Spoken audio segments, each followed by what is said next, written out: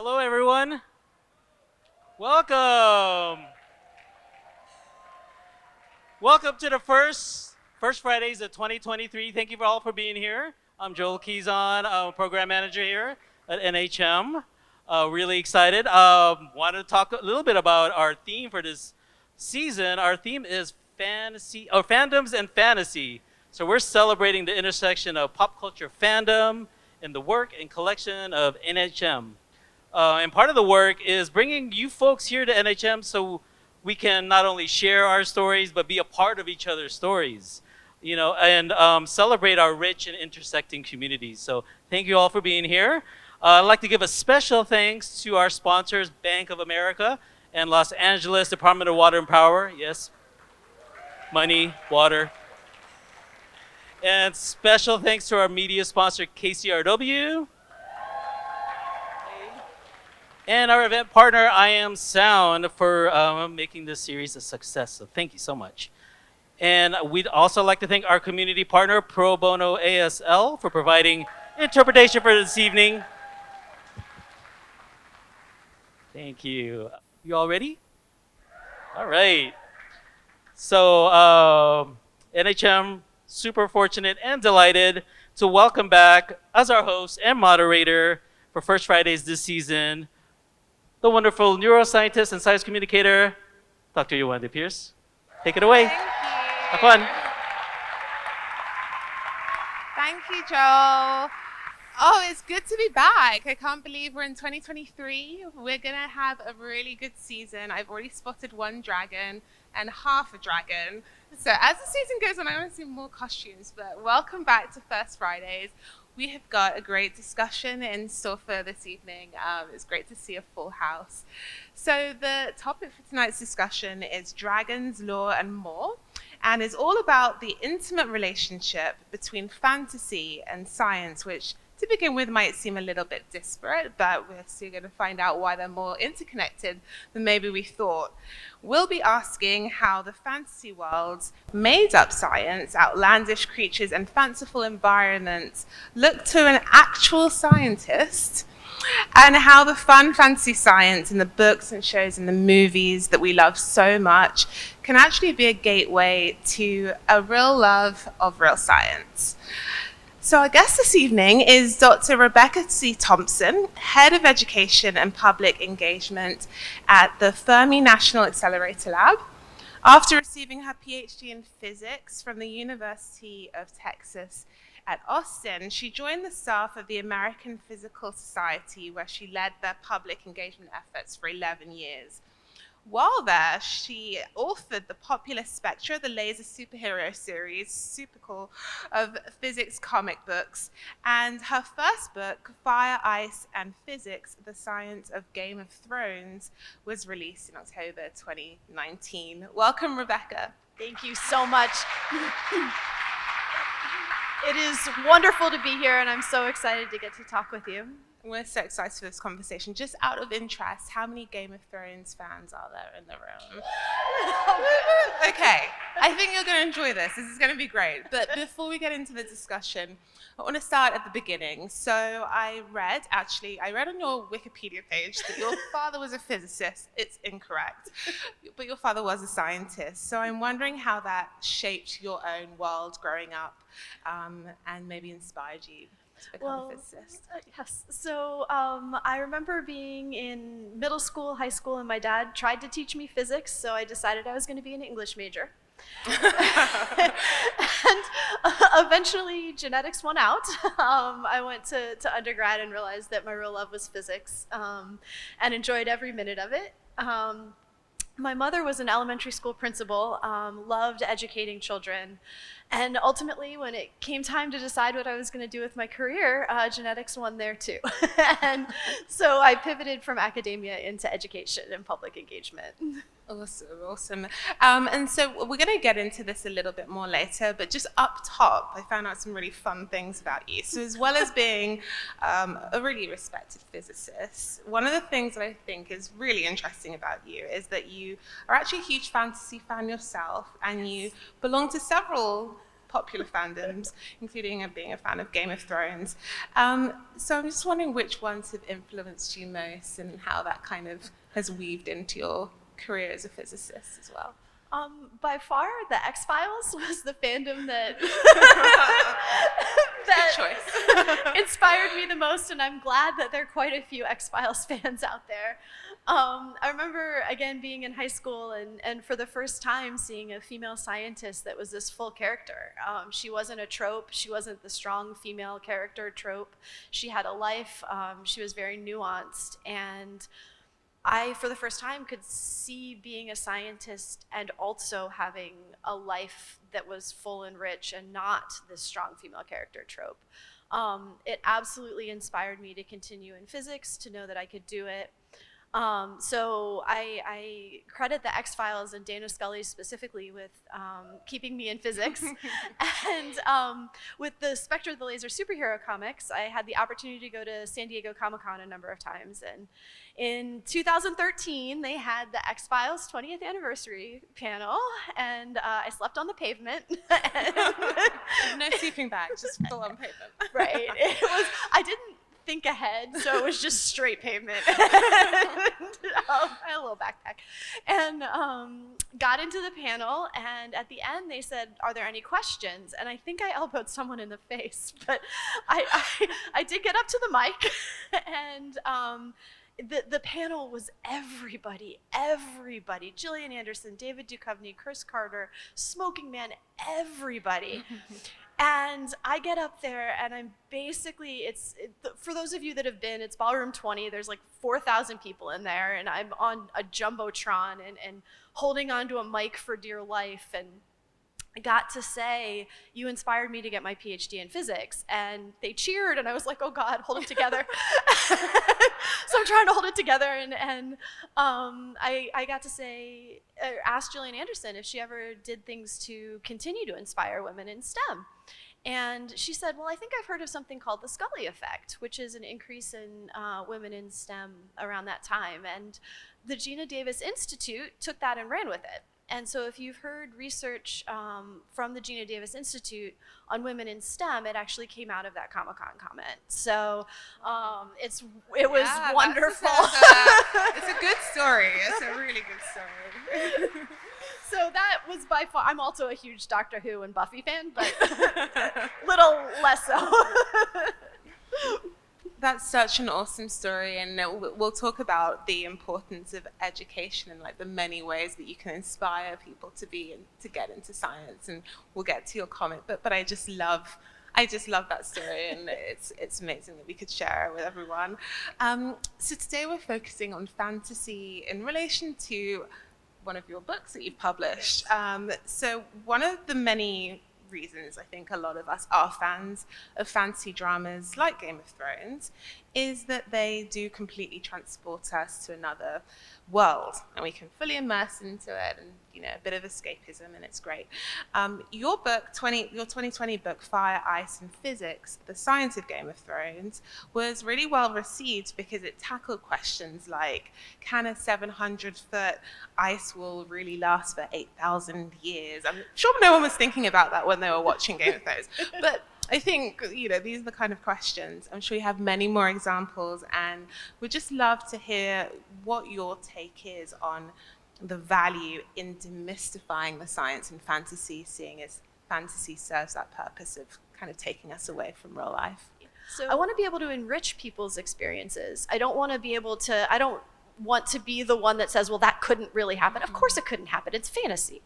But I want to use that as a way to teach people about science as a jumping off point. And in a lot of cases, and one of the things that I liked so much about Game of Thrones is that real life inspired quite a bit of it.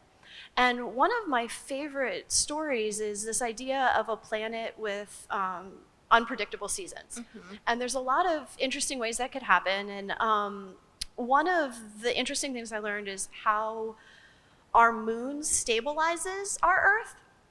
and stops it from going all sorts of wonky. That's a scientific term. And one of the coolest things in the book of Game of Thrones, it talks about how the seasons started getting weird. There used to be 2 moons, one exploded, dragons came down to Earth, and then the seasons went strange. And that's actually not, that could happen with the way the moon stabilizes Earth.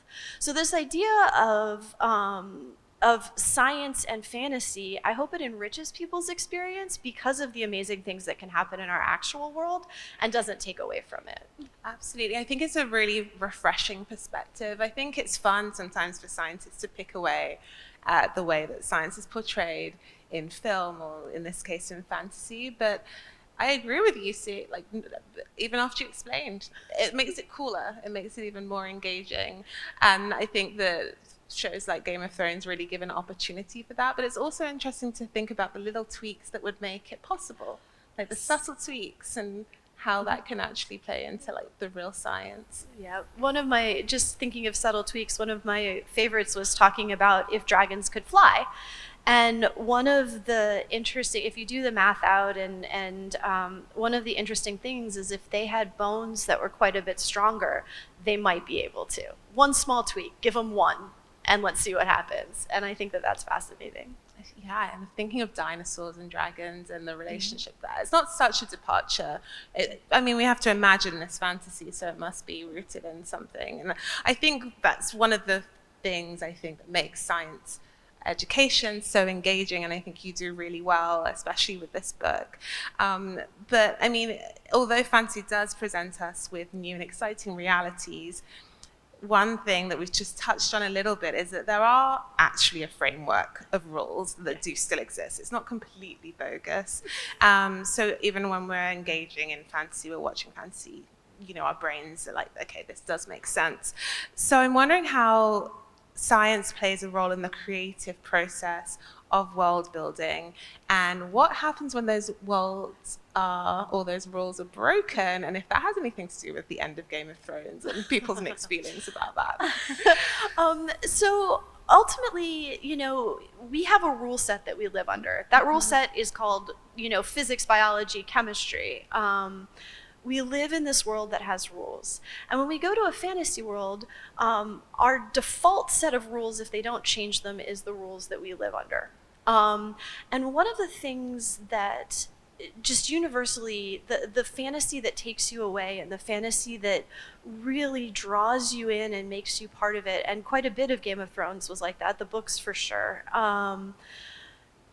they have a rule set that they establish. That's what world building is. World building is saying, okay, you've got real physics, and we're going to put that aside, and this is what we're going to give you as your rule set. You might take some from over here and take some you understand, but here's your rule set. And a good narrative plays within the rules and establishes the rules. And Game of Thrones did that really well for a while.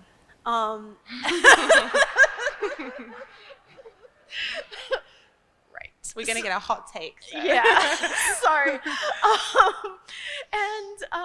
It did it really well for a while. And if you look at the default rule set for Game of Thrones, the default rule set is mostly our world, with the exception of you've got some dragons and they breathe fire and fly and all that. But that's a small little tweak. But what was interesting is there was one specific episode that broke the rules, and it's I'm going to give spoilers, and I really hope that's okay. Everyone's seen it. Right? If you haven't seen it, you know what's coming, right? So, the battle north of the Wall. You've got this set up, and there's the dumbest plan ever contrived by a character, but that doesn't matter. It set up this battle, and you've got a frozen lake, and our heroes in the middle, and whites and White Walkers, and you're waiting to see when is the lake gonna freeze? When can it hold a battle? And Gendry runs a marathon record, back to the Wall, sends ravens that have now tripled their speed to King's Landing, and a dragon flies back in what looks like 10 minutes, right?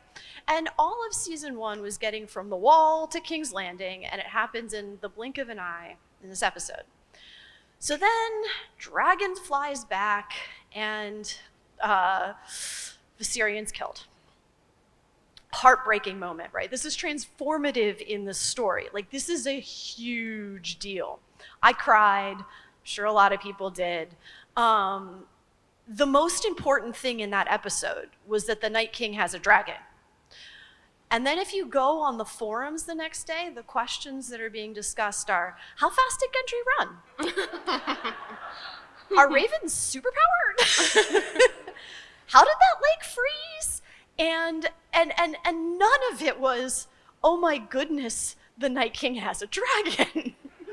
And they broke the rules so hard that it pulled the entire fandom out of the story at a key moment. That's what happens when you break the rules. It doesn't matter what the rules are. You didn't give us rules about Gendry's speed. You broke the rules and it hurt us. And that's the importance of world building. You build a world, you don't break the rules, and then we're in it and we're committed to it.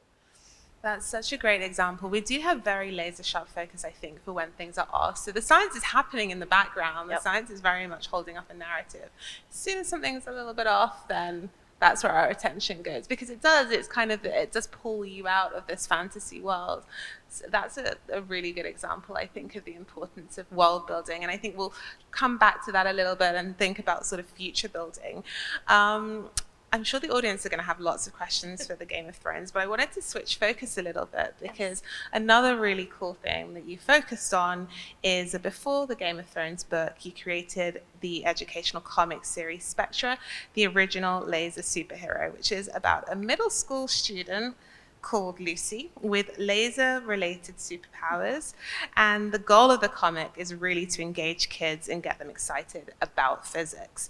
So I would love to now talk a little bit about how you went about creating such cool and, physics-specific superpowers that still honor the laws of physics and actually also educates kids.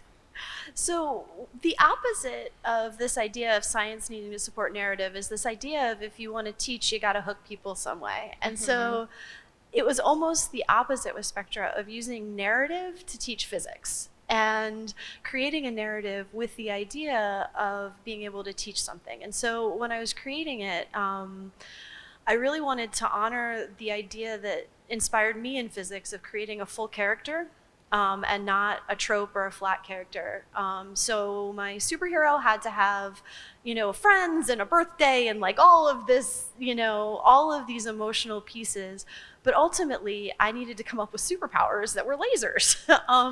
So what we did is just sat down and said, what do lasers do and why do we care? Like, what are the things that lasers do? They measure things.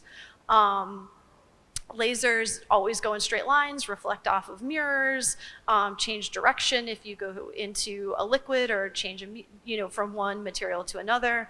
Lasers can cut things pretty easily. Lasers, you can have different energies or different colors.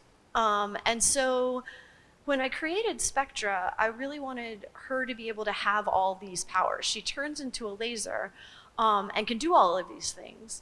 But things like, if she eats more, she can be a higher color because that's more energy. And so what she can turn into changes based on what Lucy, the character, is doing. And that was a lot of fun, and it was wonderful working with an artist and being like, okay, I know that it looks really cool if you make her bend, and you cannot do that.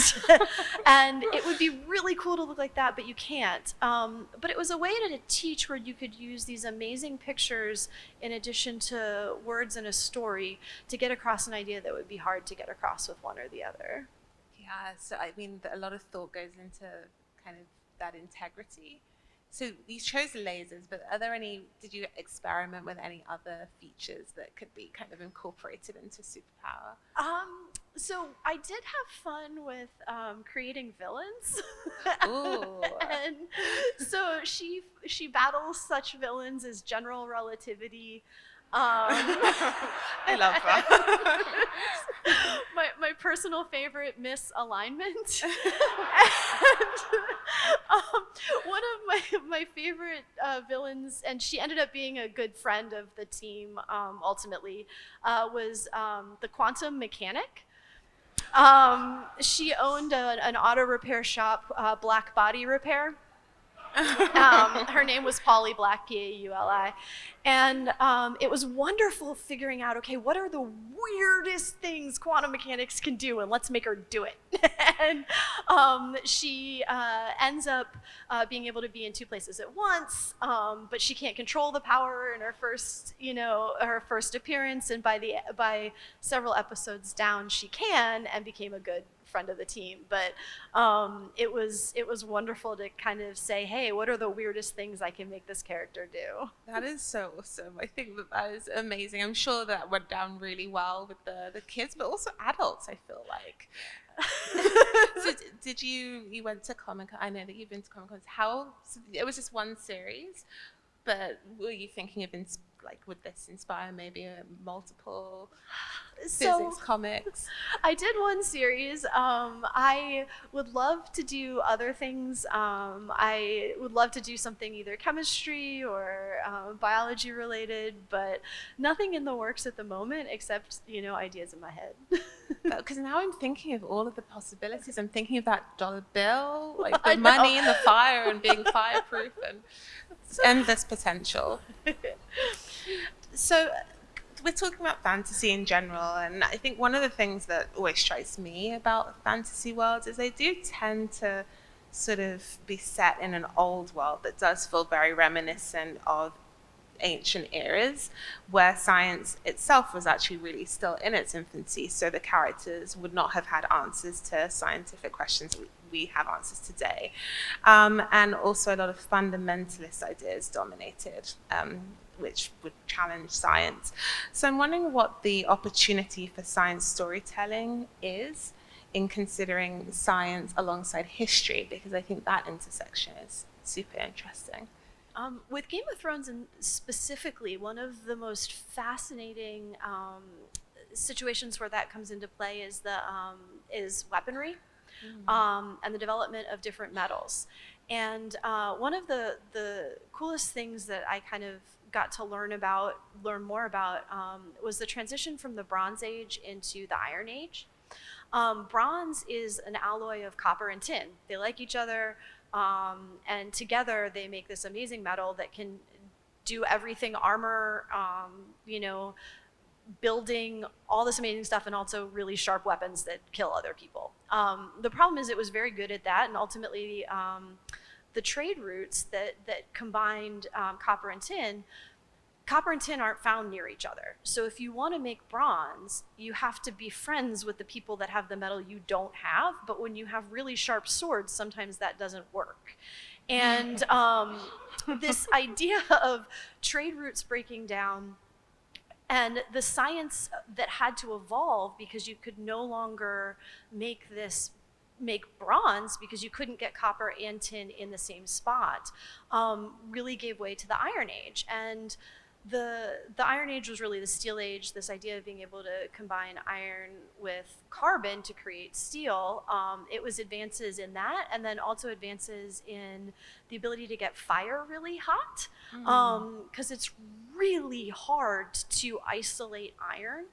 And so the scientific advances that had to happen in that time just to be able to make up for the breakdown of trade routes that got tin and copper near each other, to me was fascinating. And this idea of Valyrian steel is based on a real type of steel called Damascus steel. And I know probably 80% of you are thinking you've seen Damascus steel made on Forged in Fire, and it's super cool, except it's actually a welded steel. It's not real Damascus steel. Real Damascus steel, with all the properties, and it's almost, with the exception of killing White Walkers, exactly the same as Valyrian steel. That process and the way it was created has never been recreated in the modern era. But that ended up being this amazing scientific advancement. What made Valyrian steel so incredible was it's actually carbon nanotubes. They, in the 13th century, were creating carbon nanotubes. Yeah, you said that, and I was like, no, they didn't know they were, right? Like, no idea. They just knew it was super sharp. And the very specific process by which they were making this steel created these carbon nanotubes, which created these amazing blades, and nobody knew it until a group in, I think, 2005 was able to image the blades and saw what it was. Oh my goodness. So this incredible science was all happening for sharp things to kill each other, but still like happening. And those scientific advancements were, going on even back at that time in history. That's so fascinating. And so with the Valerian Steel and the White Walkers, which wasn't actually like the big finale of Game of Thrones, then a lot of other stuff happened afterwards. Is there anything else in that kind of narrative that makes sense in terms of why this, apart from being really sharp, would kill the White Walkers? Is there anything there? Well, one of the interesting things, there were a lot of myths around Damascus steel, and one of the myths was that there needed to be a way to quench it, and you had to quench it in what was in myth referred to as dragon's blood, which is very similar, but it turns out dragon's blood is, I believe the couple of references I found, historians think it was urine from redheaded boys. Oh, And, I was not expecting that. So this idea of dragon's blood, cool, just very different in reality than in the myth of Game of Thrones. That surprised me. Okay, awesome. So Sorry about that. I really got it stuck in my head for some reason. Anyway, so thinking about fantasy, like fantasy is not real. The future is not real yet, and a lot of science doesn't exist until these outliers, these Nobel Prize winners tend to always think outside the box, and then they discover something that becomes scientific fact, and then we move forward with our ideas of how the world works. So do you think fantasy can actually be aspirational in a way, and an achievable vision for building our own real life future? Is there anything that exists in the fantasy world, whether Game of Thrones or anything else that inspires you, that would actually benefit us in the real world? And last question, how would the science work? What tools would we do? So this question is very hard. Saved it towards the end. I know. It's a lot easier to answer with sci-fi, but the way I like to think of it, particularly technology coming out, is based on science that's been done, and then engineering and moving forward. And kind of the way I see it is, in fantasy, you have this vision of, to some degree, what you wish the world was, or what you're glad it's not, right? Mm-hmm. So dystopian fantasy is an entirely different idea, but you have this vision of what you want the world to be. And in there, you have these aspirational elements, like it seems like every world has some sort of communication device. And so much science has been driven by wanting to communicate better. Mm-hmm. So we have this idea of, in fantasy, we want these things. And so in reality, it turns out we also want these things, and are going after them, with technology. To me, that's just fascinating. The things that you see over and over in fantasy, communication, transportation, all of these ideas. And where are we going in, better internet, better computers. I can now communicate through my wrist, which is very Star Trek, and I know, right? It's just very Star Trek. And a lot of this idea of wanting things and putting them in fantasy, and wanting things and it driving technology, are really parallel. They're what we want to see happen, and we're going after them both in our imaginations and in reality. I think so, and the pace as well at which science kind of moves, and that inspiration gets fed through was very quickly. So you do these really cool things outside of your day job, with the comic book, with your Game of Thrones book. Is there any other sort of creative project that you're working on to kind of help with the education in science? I think this has been such a great conversation, because we've seen all of the creative ways in which you can really engage people in science. What would be your ideal project? Oof. So honestly, the one project that I don't think anyone would be interested in, but I would love to do, so, which, we all have those, right?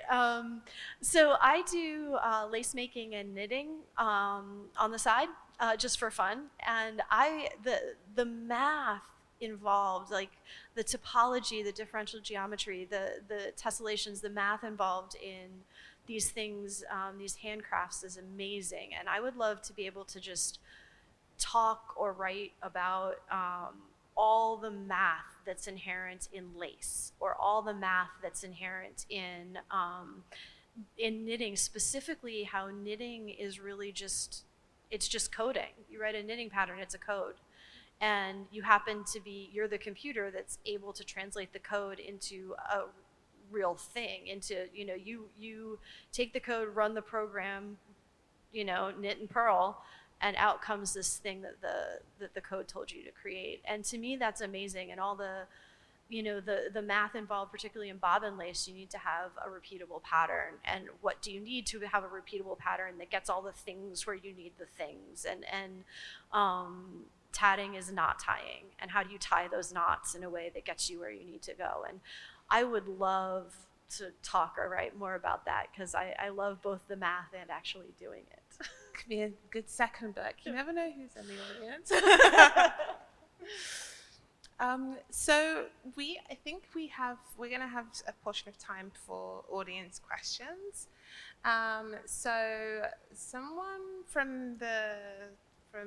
with a microphone, our staff members, they're going to be coming around with a microphone. So if you do have questions, you can raise your hand, and then we'll keep hold of the microphone. You can go ahead and ask your question. Science teacher. Oh, yeah. But in the last couple of years, the science books were focused more on getting the kids to use their imagination to explain phenomena in what they see in the world and blah blah blah. But are real scientists put that much importance on imagination to envision the future, or are they just going through the same, just proving what we already know? Or do you understand? Are they using are there anybody out there using imagination to envision what could be and then making it happen? So I think so much of cutting edge science is that. I get to work with some unbelievable scientists now, and one of the education programs that we do is a program where we have partnered with a local art studio. We teach kids about neutrinos, which is interesting because they're super weird, and we then ask them to express what a neutrino is through art. And to me, this is amazing, because this is exactly what scientists do. They say, here's this thing we can't see, we can't touch, taste, smell, and also it's a neutrino. These little particles, and I urge you to learn more than I can tell you in this brief amount of time, but they don't interact with anything, at all. And they're almost impossible to detect. And we're asking kids to sit with us and understand that we know they're there. What that means is these scientists had to say, there's this weird little thing that the math tells us is there, and then commit themselves to trying to find it. And particularly, I work now mostly with high energy physicists, high energy scientists. And what these people are doing, what these scientists are doing, is using their imagination to probe the world we can't see, that we can't, and in many cases can barely detect. And one of the just amazing things, it just takes so much imagination to be able to come up with ways to detect a thing that's almost undetectable. And to me, that's exactly what you're describing, is scientists are using their imaginations, using it the way that they think the world is, and trying to figure out how to test it. And an exceptional scientist is one that can use both those logic pieces and their imagination to imagine what the world could be. It's a really good answer. I think what's interesting about that is that so much goes into the tool building. Like some of the things that you can do, whether it's biology, physics, or chemistry, like the actual tools that you're using to then answer a question is mind-blowing. So your work at the Fermi Lab, I was looking at it, I was trying to understand it, and I was like, wow, to be able to understand these particles that we can't even see is they're incredible. amazing. And the tools is such an interesting thing. The neutrinos, they're impossible to detect. And so we're excavating a gold mine in South Dakota and are going to end up bringing out 800,000 tons of rock to put 2 Olympic swimming pools full of liquid argon a mile underground. That's insane! Oh my God. So that's the commitment to knowing a neutrino is there. I think we have another question at the back. Okay, we'll take it on this. Hi, this has been an incredible panel, and thank you so much for your time. I wanted to ask, I know we focused a lot on George R. R. Martin's works in Game of Thrones, and hearing a lot about his inspiration and related to that science and fantasy, is delved a lot into like Western mythos. And I wanted to see if you guys had any interest in someday discussing in depth more like Egyptian or Indian or even Middle Eastern mythos, like S.A. Chakraborty's works in the David-Bad trilogy.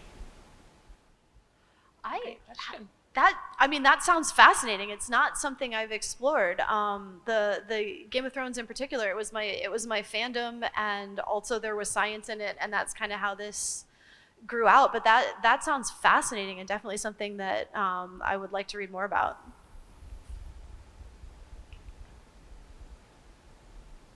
I think we have a question. Hi, I'm going to test the hypothesis that there's no stupid questions.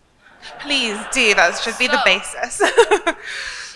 If knitting is like coding, what would you say is crocheting? Oh, no, fair, right? So I would say absolutely the same thing. Absolutely, crocheting is coding, and you have a pattern and you say do these things. For me, I tend to use knitting as an example. Well, I mean, for one, because I do more of it, but also because color knitting and being able, to me, how you carry like the yarn behind, and I've crocheted like one thing in my life, so I apologize profusely if I am not saying things that are, if I'm saying things that are also true of crochet. But in particular, color knitting, you can say, if you do these things, you get a pattern, and working particularly with children, that's very satisfying. So I tend to use knitting as an example, just because my brain can translate it into a way that children will understand coding at the end. But crocheting is too. We have a question over here. Just say that. You talked about sort of the science of dragons, science of dragons and fantasy, which makes me wonder if you've either read or seen The Flight of Dragons, which kind of explores the science of a way that dragons could be possible. I have not heard of that, which is frankly embarrassing. But I can't intelligently say anything differently, and I will tell you that I'm going to watch it on the plane home. I think is the best answer I have. I got to do a lot of research, a lot in looking at how fire could be produced, how dragons could fly, largest land mammals that have existed. Learned a bunch of cool stuff about pangolins and golden crown flying foxes and pterosaurs, and I have not seen that, and I will very soon. That's a really good tangent, and actually because of where we are in this hall. So we didn't talk about this earlier in the discussion, but some of the other themes in the book that explain, like, okay, how could dragons exist? Could you talk a little bit about that before we take the next question? So yes, so it's it's interesting because like the big things about dragons, right? They gotta fly and they gotta breathe fire, and those are the two biggest things. I spent a lot of time looking at different ways that fire's created, and how dragons might be able to do it. One of there were a lot of ways that fire's created. One of and So sorry, I'm having a bunch of thoughts at once, which means that none of them are coming successfully out of my mouth. To me, one of the things that immediately became apparent if you're looking at all the different pieces of Game of Thrones is that dragons couldn't be cold-blooded because they operate just fine north of the wall. They couldn't be cold. Right, they have to be hot-blooded. They have to be hot-blooded, okay. Because they can regulate their body temperature if you've got Viserion flying north of the wall. Successfully, right? Well, he didn't fly successfully. The other two were fine. But they all got up there, right? And if they are able to operate in all these different temperatures, they have to regulate their body temperature in some way. So that is completely opposite of everyone looking at lizards that are big. And what was fascinating to me is learning about the tegu, which is the one lizard that can actually regulate their body temperature only in very specific circumstances, but not enough to fly north of the wall and whatnot. So I learned a lot about the pangolin, which is the only scaled mammal. And it's I love pangolins. I know, they're so Really cute. cute. Really adorable. So I learned a lot about, could dragons have scales? One of the most fascinating animals I learned about is the largest flying mammal is the golden crown flying fox. And to give you an idea, I highly recommend giving that one a Google. It's got a wingspan of like 4 feet and it's a bat, right? The thing's like a flying chihuahua. And to me, that's amazing. But then if you look back at pterosaurs, there are a couple that were really quite big, particularly potentially up to about 500 pounds, and they potentially were flighted. We don't necessarily know for sure, but there's some research that said they could be. And kind of combining all that and figuring out like how that might come together and make an actual flying dragon. But the real world has made some amazing flying things that I had a blast learning about. Question over here. Oh, we have another question over here. Oh, hi.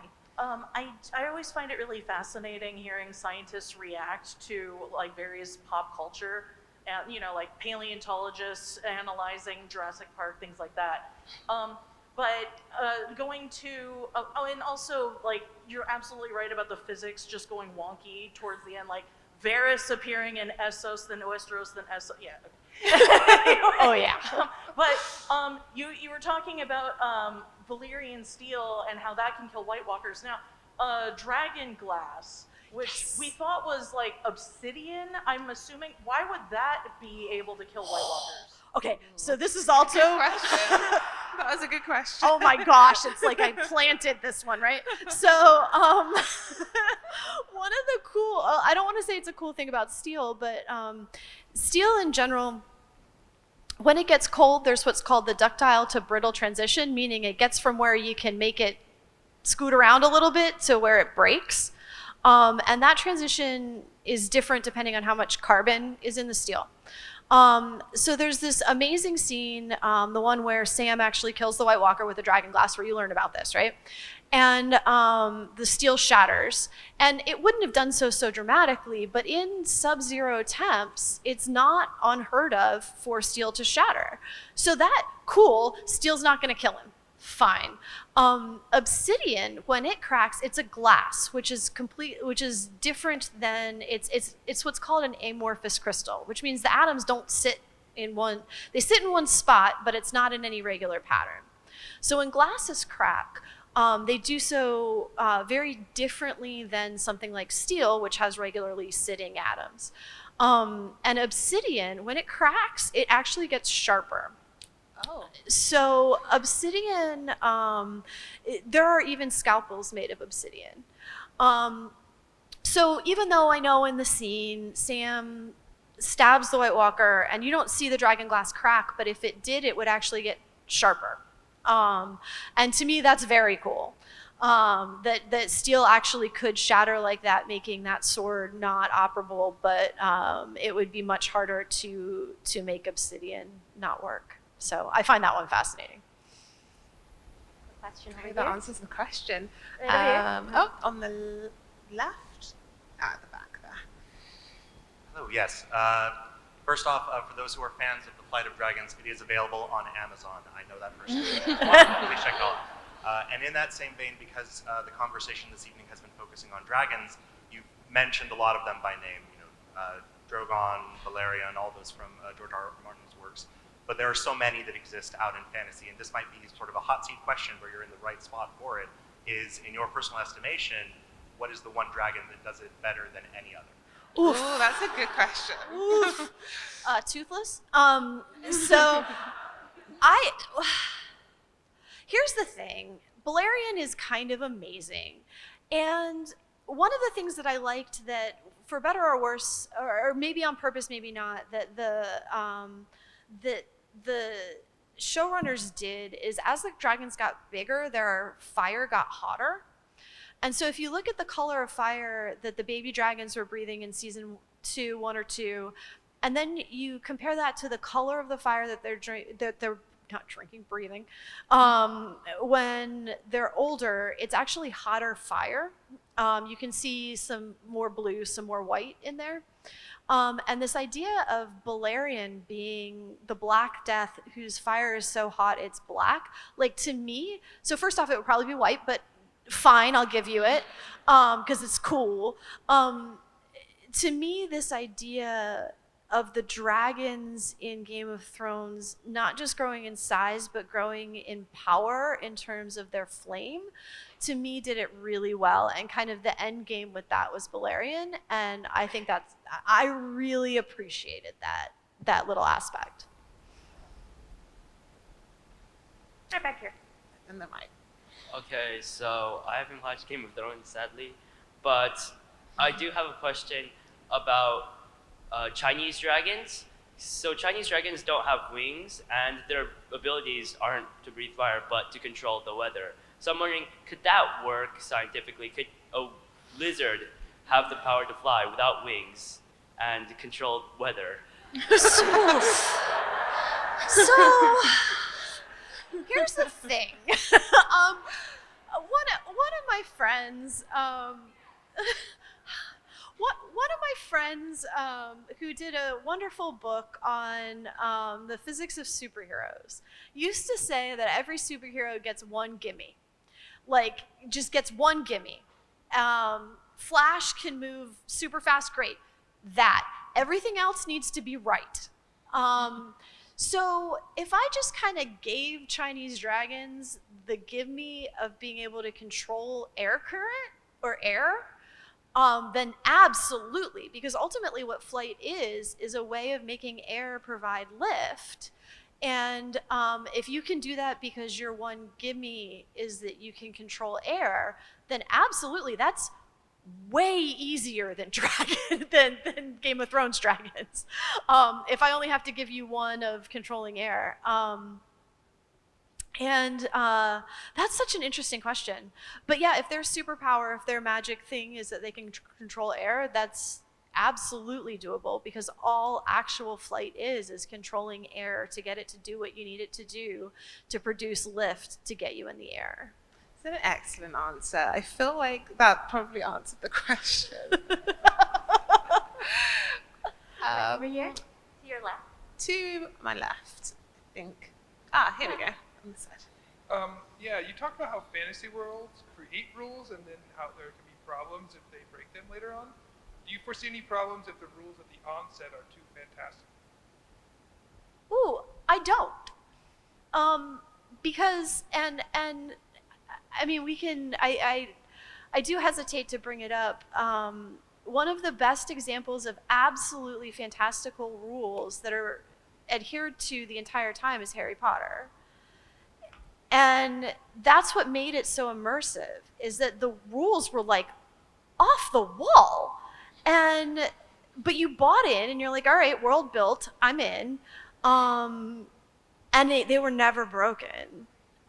you could write down some of the rules. I mean, a lot of them. And to me, that was an excellent example of something being so fantastical and so completely out there, but a beautifully built world that is then adhered to excellently.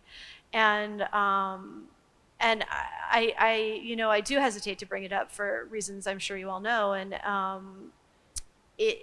But ultimately, that to me is one of the best examples of incredibly fantastical rules that are adhered to beautifully. Right over here. In your consumption of fantasy media, do you find yourself seeking out plausible explanations for everything you see, the acts of Melisandre and her shadow demons, or do you eventually reach a point where you see something that is brazenly fantastical and say, there's no way it can happen, and leave it at that? So, absolutely. It's funny because clearly I'm here because what I did is take a fantasy world and put science around it or in it or as a jumping off point for science. But man, I consume fantasy just like everybody else to get the hell away from the real world and have no problem suspending disbelief and just going all in. I do have problems when rules are broken, and that's jarring, but I'm a big rules follower, and that's very jarring. But I absolutely let go regularly. I think one of my other fandoms is absolutely Buffy, and I have had no interest in figuring out how none. Like, just let me go. And Doctor Who, I get a little upset when they play with time poorly, but they don't. But the rest of it, sure, fine, great, I'm out. I love this. So I feel like more often than not, I'm completely all in on fantasy, provided that people follow their own rules. Yeah, you can choose because it's such a mixture as well. I mean, when you get into the spirituality, that's like a whole different thing. I understand you being a stickler for time travel. That makes sense as a physicist. That was a good question. We may have time for this is going to be our last question here down the middle. In the middle. Hi. How do I convince my mom to play Dungeons and Dragons with me? Ooh. And the bigger question is how to bring people into this world who might otherwise think that it's just nerdy or lame or have a surface level understanding. Oh, so that's hard. That's a hard question. I will get your mom to play Dungeons and Dragons with you. Call it Pathfinder instead. But I will say that RPGs were like the one area of fandom I wasn't in until the pandemic, and I got sucked in. It's really hard, and one of the interesting things that I guess I don't talk about all that much, my dad was a nerd, and my mom was very like anti-nerd, and so she was very much like, you don't really want to be playing Magic the Gathering, and we can handle some video games, and was very much anti-nerd, but ultimately it's just so fascinating. And you're right, there is a stigma attached to it, and I wish I knew how to make that go away, but honestly, very slowly showing people things that they'll connect with, for me, has worked. Like, if I show people the Doctor Who episode Blink, right, which is, I think, one of the best episodes ever made, they can let go of the stigma of nerd for this amazing episode. You show people Hush, and they can let go of the stigma of nerd for one, and you're like, okay, cool, you get one for free. Now I'm gonna start pushing, and once they kind of get over that hump of I'm not supposed to like this because in high school people who liked this were made fun of, you can kind of start getting people into it more, and then all of a sudden they're like, yeah, I give up, it's awesome. And I feel like the best way to do it is ask people to experience it instead of telling them about it. Because when you experience really good fantasy, really good sci-fi, and even a really good Pathfinder game, that piece of you that says no kind of lets go, and it really doesn't matter anymore. Also, by the time you're out of high school, it shouldn't matter anyway, but you know. It's all in the narrative and the meaning making. We're all looking for meaning and narrative and commonality between us. And I think when it's done well, there's nothing not to like. Exactly. Wow, this was such a fun discussion. I learned so much personally. I. A huge round of applause. That was awesome. Thank you all so much. This has been a blast, and you all, amazing questions. Thank you so much. Thank you. It's been great. Thank you very much. And thank you to all the audience members who asked these amazing questions.